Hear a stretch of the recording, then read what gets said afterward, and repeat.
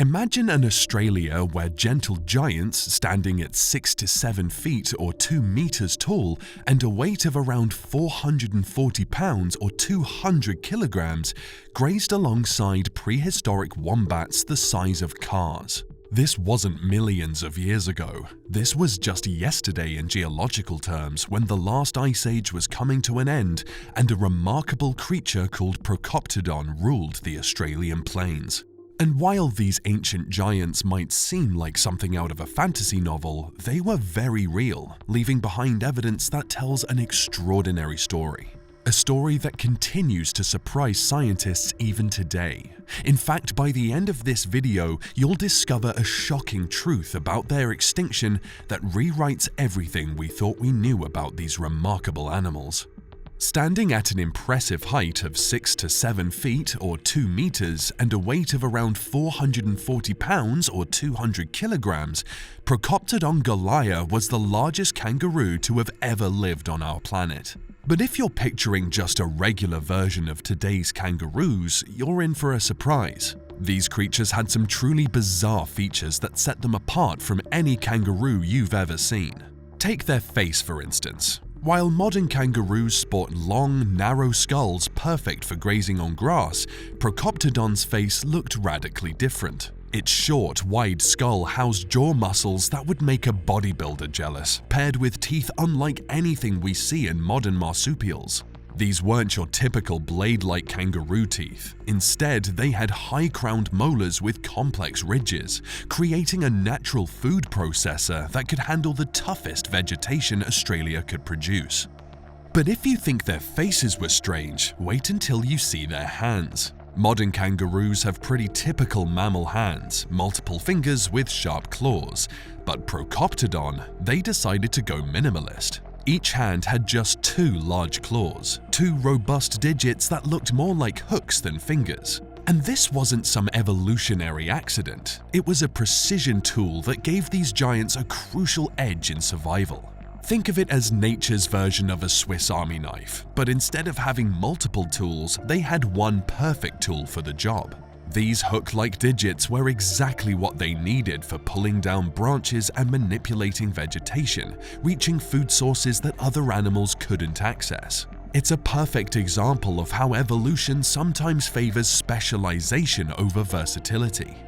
Speaking of specialization, let's talk about their feet, because this is where things get really interesting. While modern kangaroos hop around on 4 toes, Procoptodon went even more minimal than what they did with their hands. Each foot had just 1 enormous toe. 1. And this seemingly simple change has had paleontologists scratching their heads for decades. You see, for years, everyone just assumed these giants moved like modern kangaroos, hopping their way across the landscape. It seemed logical enough, but when scientists started really looking at the structure of their legs and pelvis, they found something that changed everything. These giants probably didn't hop at all, at least not as their primary mode of transportation. Instead, picture something more like a powerful walking motion, with their massive tail acting as a counterbalance. It might not sound as exciting as bouncing across the outback, but it was actually a brilliant adaptation. This walking style would have allowed them to cover vast distances while using far less energy than hopping would require, especially important when you're carrying around 440 pounds or 200 kilograms of body weight. And they needed to be efficient movers because their dietary needs were substantial. Modern kangaroos can get by mainly on grass, but Procoptodon had more sophisticated tastes. They were what scientists call high-level browsers. Essentially, they were the gourmet chefs of the marsupial world, specializing in tough leaves, stems, and branches that other animals couldn't handle. This wasn't just being picky, it was a brilliant survival strategy. Those powerful jaw muscles and unique molars we talked about earlier, they were perfectly designed for this specific diet, allowing them to process vegetation that would have given other herbivores indigestion. By specializing in these tough plants, they avoided competition with other grazers and created their own dietary niche. This clever adaptation helped them spread across an impressive range of territories. Fossil evidence shows these giants weren't just confined to one corner of the continent. They roamed across much of southern and eastern Australia, from tropical regions all the way down to more temperate areas. It was an impressive display of adaptability for such specialized creatures. Of course, life wasn't all peaceful browsing and leisurely walks. The Australia of their time was home to some seriously intimidating predators. Chief among them was Thylacoleo carnifex, the marsupial lion. With bone-crushing jaws and retractable claws, these fearsome hunters would have seen Procoptodon as the ultimate prize. But our giant friends weren't defenseless, far from it. Those same powerful legs that carried them across the landscape could deliver kicks powerful enough to make any predator think twice. Combined with their robust arms and double-clawed hands, adult Procoptodons were walking tanks. Being the biggest kangaroo ever had its advantages when it came to self-defense. And they weren't alone in being big-sized. The Australia of their time was like something out of a prehistoric fantasy world.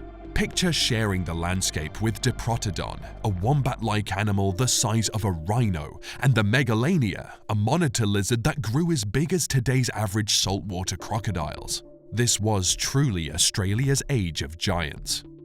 But perhaps one of the most fascinating aspects of Procoptodon life was how they cared for their young. Like all marsupials, they had pouches, but with a twist. While modern kangaroo pouches open toward the top, Procoptodon went with a different design. Their pouches opened toward the front.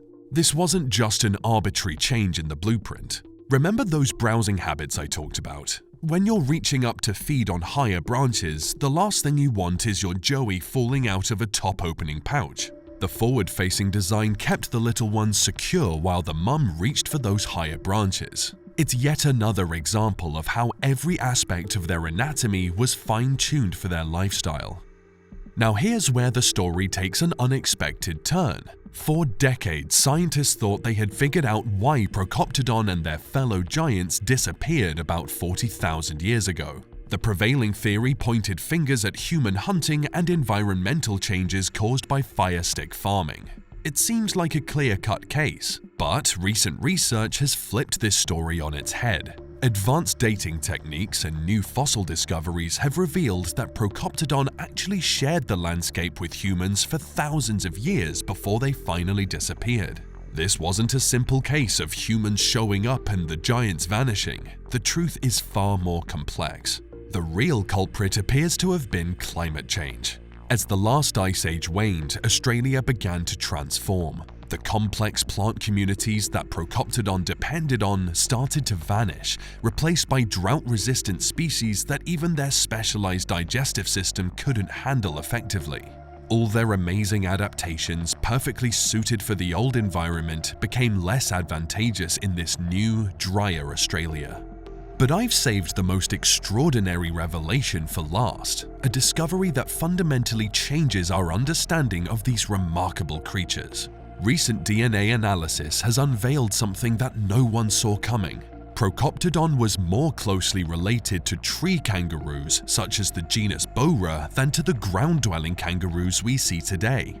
This genetic revelation puts everything we've learned about them in a new light. Those unique features, the double-clawed hands, the robust arms, the distinctive way they moved, they weren't random adaptations. They were the modified remnants of a tree-dwelling ancestry, transformed over millions of years as these animals left the forests for the open plains and grew to enormous sizes. It's a discovery that completely reshapes our understanding of kangaroo evolution.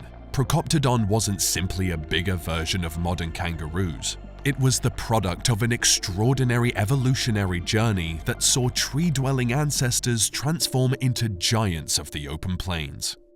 Looking back at their story now, we can see that Procoptodon represents more than just another extinct giant.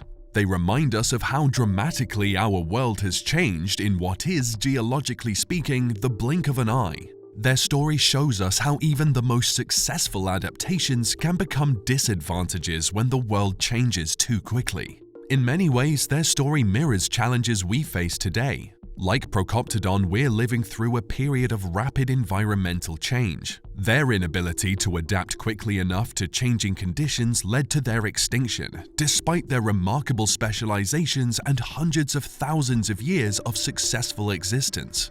When we walk across the Australian landscape today, we're walking in the footsteps of these ancient giants. And while we'll never see a living Procoptodon bounding, or rather walking, across the plains, their legacy lives on in the fossils that continue to reveal new secrets about their remarkable existence. So the next time you spot a kangaroo, remember, you're looking at the surviving cousin of what was once the largest kangaroo to ever walk our planet. A reminder that even the most impressive adaptations can't guarantee survival in a changing world, but also proof that life finds a way to persist, adapt, and surprise us with its incredible diversity.